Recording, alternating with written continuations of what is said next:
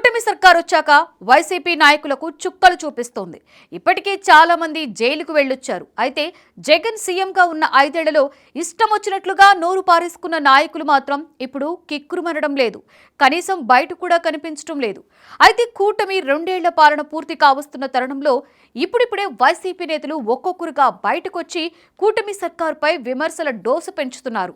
తాజాగా ఆ నాయకుడు తనని కూడా అరెస్టు చేస్తారంటూ సంచలన కామెంట్స్ చేశారు. అంతేకాదు జైలు జీవితానికి కూడా రెడీ అయినట్లుగా మాట్లాడుతున్నారు. రెడ్ బుక్ తనను ఏమీ చేయలేదంటూ బీరాలు పలికారు. ఇంతకు ఎవరా నేత, ఏంటి ఆయన ధీమా?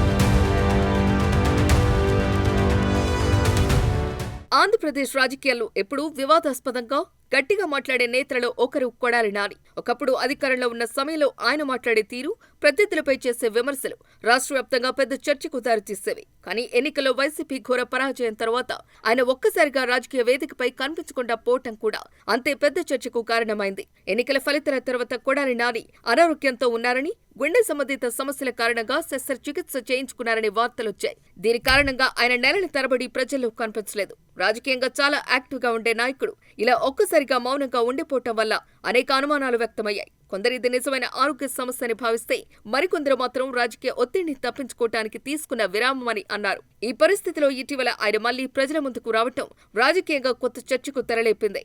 అంబటి రాంబాబును పరామర్శించడానికి వెళ్లిన సందర్భాల్లో మీడియా ముందుకు వచ్చిన కొడాలి నాని తన పాత స్టైల్లో మళ్లీ చూపించారు. ముఖ్యంగా నారా లోకేష్ పై చేసిన వ్యాఖ్యలు తీవ్ర చర్చకు దారితీశాయి. జగన్ మళ్లీ ముఖ్యమంత్రి అవుతారని, లోకేష్ కు రాజకీయంగా రిస్క్ ఉందని చేసిన వ్యాఖ్యలు ఆయన మళ్లీ యాక్టివ్ అయ్యారు అనే సంకేతాలుగా భావిస్తున్నారు. మీరు అప్రజాస్వామ్య పద్ధతిలో వైఎస్ఆర్ కాంగ్రెస్ పార్టీని అణచివేయాలని చెప్పి ప్రయత్నిస్తున్నా కూడా మీరు జైల్లో పెట్టినటువంటి ఏ వ్యక్తి కూడా రాజకీయాలు వదిలేసి పారిపోలేదు. ఇది గుర్తుపెట్టుకోండి. ఏ వ్యక్తి కూడా తగ్గేటువంటి పరిస్థితి లేదని చెప్పి ఇంకా బలంగా జగన్మోహన్ రెడ్డి గారికి మద్దతుగా మిమ్మల్ని ఎండగట్టేటువంటి కార్యక్రమాలు తీసుకుంటున్నారు. మీ ఎర్ర బుక్కులకి, మీ పసుపు బుక్కులకి ఇక్కడ భయపడేవాడు ఎవడో లేడన్నదే గుర్తుపెట్టుకోవాలి. నిన్న లోకేష్ చెబుతున్నాడు, జగన్మోహన్ రెడ్డి గారి పేరు రాశారా అని అడిగితే, జగన్మోహన్ రెడ్డి గారి పేరు ఉందో లేదో మీ త్వరలో తెలుస్తుంది. మీ మామయ్య బాలకృష్ణ గారి డైలాగ్ ఒకటి ఉంటుంది, నాకు నువ్వు ఎదురొచ్చినా నీకే ప్రమాదం, నేను ఎదురొచ్చినా నీకే ప్రమాదం. అలాగే ఆ బుక్లో నువ్వు లోకేష్, నువ్వు జగన్మోహన్ రెడ్డి పేరు రాసినా నీకే ప్రమాదం, లేకపోతే జగన్మోహన్ రెడ్డి గారు ఏదైనా బుక్లో నీ పేరు రాసినా నీకే ప్రమాదం. కాబట్టి జగన్మోహన్ రెడ్డి గారిని తక్కువ చేసో, జగన్మోహన్ రెడ్డి గారిని భయపెట్టో, జగన్మోహన్ రెడ్డి గారిని నైతికంగానో లేకపోతే అబద్ధాలు చెప్పో దెబ్బతీయాలన్నటువంటి మీ కుట్రలు శాశ్వతంగా ఫలించవో. ఏదైనా ఒక ఎన్నికల్లో ఫలిస్తాయి.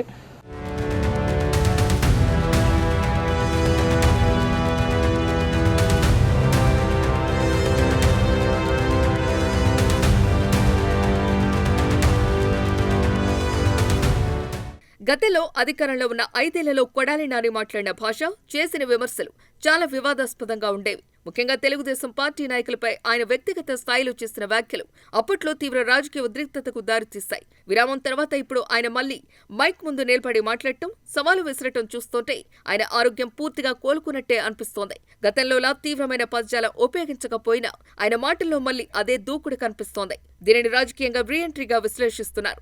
అంటే కొడాలి నాని తిరిగి యాక్టివ్ రాజకీయాల్లోకి వచ్చేశారు అని స్పష్టమవుతోంది.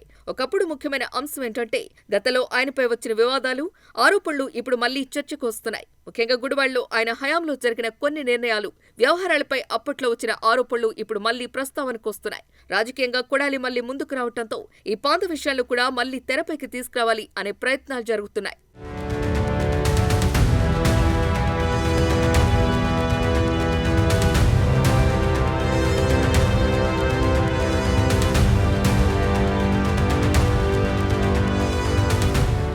ఇదే సమయంలో ప్రస్తుతం అధికారంలో ఉన్న తెలుగుదేశం నేతలు కూడా ఈ పరిస్థితిని గమనిస్తున్నట్టు తెలుస్తోంది.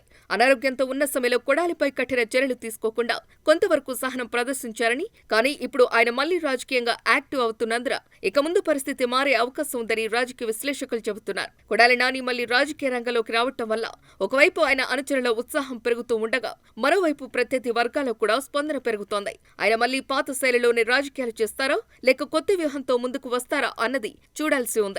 మొత్తానికి ఈ పరిణామాలు చూస్తుంటే ఆంధ్రప్రదేశ్ రాజకీయాల్లో మరోసారి వేడి పెరిగే సూచనలు కనిపిస్తున్నాయి. ఒకప్పుడు తీవ్ర విమర్శలతో పేరు తెచ్చుకున్న నాయకుడు మళ్లీ రంగంలోకి దిగటం వల్ల రాజకీయ వాతావరణం మరింత ఉద్రిక్తంగా మారే అవకాశం ఉంది. ఇకపై కొడాలి నాని తీసుకునే నిర్ణయాలు, ప్రభుత్వం తీసుకునే చర్యలు, కోర్టులో ఉన్న వ్యవహారాలు ఇవన్నీ కలిసి ఈ కథను ఎటు తీసుకువెళ్తాయో అన్నది రాబోయే రోజుల్లో స్పష్టమవుతుంది.